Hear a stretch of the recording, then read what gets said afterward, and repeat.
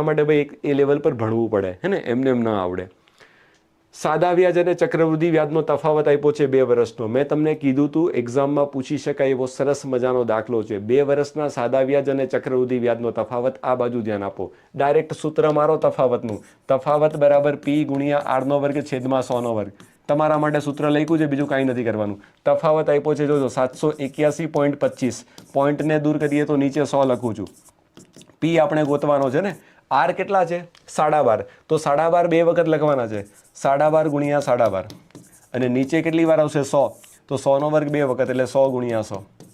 હવે થોડું પ્રેક્ટિકલી વિચારો તો કંઈક તો ખબર પડે. 12.5 100 8 વખત આવે, સીધું ઉડે.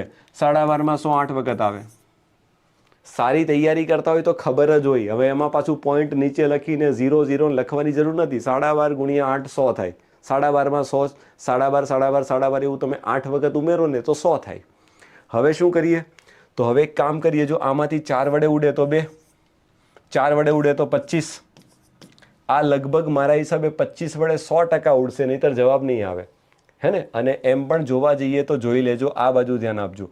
ગુણાકારમાં છે ને 16 આવશે, તો એક કામ કરીએ, ઉડાડી દઈએ. ચલો ને 25 નો ઘડિયો બોલું. 25 તેરી 25, 3 અને 1, 25 એકા 25, વધશે 6 અને 2, 25 દુ 50, વધશે 2 અને 12 અને 5, 25 50.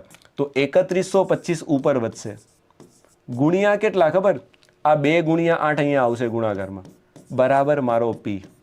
ચલો થોડુંક પ્રેક્ટિકલી વિચારીએ. ગુણાકાર કરવાની જરૂર નથી. જો 3125 બમણા 3000 ના બમણા 6000 અને 125 ના બમણા 250 એટલે 6250.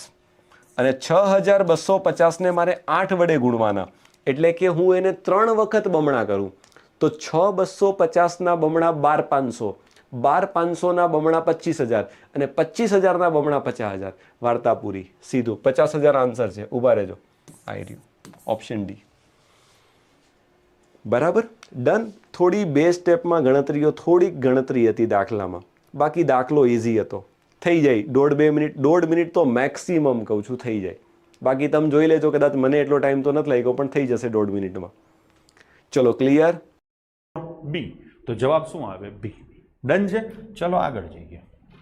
એક રકમને 12.5% વાર્ષિક દરે 2 વર્ષના ચક્રવૃદ્ધિ વ્યાજ અને સાદા વ્યાજનો તફાવત આટલો છે, તો એ રકમ કેટલી હશે?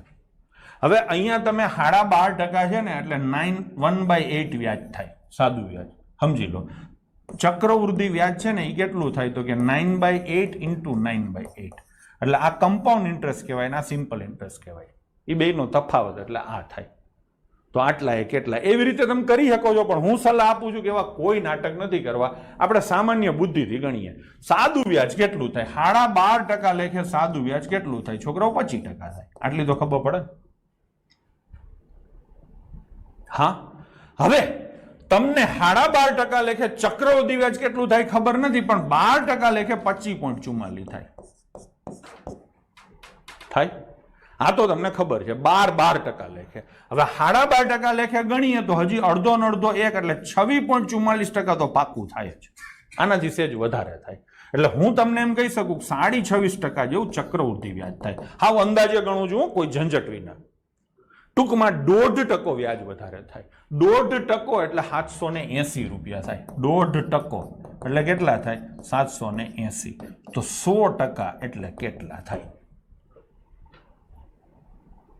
સમજાણું? હજી હું તો કહું 780 એ નથી, આ 750 છે, એમ પકડી લો ને, મજા આવે એટલા માટે. તો 100 ગુણ્યા 750 અને નીચે કેટલા આવે? 1.5 એટલે 1 0 અહીંયા આવી જાય. 15 ઉડે તો કેટલા આવે? 500. તો શું જવાબ આવે? 50,000. તો ઓપ્શન ડી તમારો જવાબ થશે. ફરીથી એકવાર સમજાવું છું છોકરાઓ, આપણે 12.5% ભૂલી જાઓ. ચલો હા, મારે કાંઈ માથાકૂટ નથી કરવી. 12% લઈએ. 12% લેખે સાદું વ્યાજ મારા બાળકો 24% થાય અને ચક્રવૃદ્ધિ વ્યાજ 12%, 12% અને 12 ના 12%, આવું તમે ગણો છો એટલે 25.44% થાય. થાય ને? તો તફાવત કેટલો આવ્યો? 1.44%.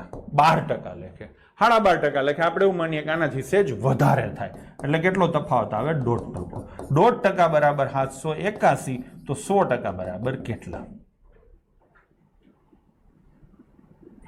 મોટું મોટું આના કરતા આ 65-66 ગણું કરવાનું થાય. આપણે 60 ગણું કરીએ તો 6 × 48 50,000. અહીંયા જવાબો વચ્ચે એવડા મોટા મોટા ગેપ છે કે તમારે નક્કી કરવામાં જરાય સમસ્યા ના આવે.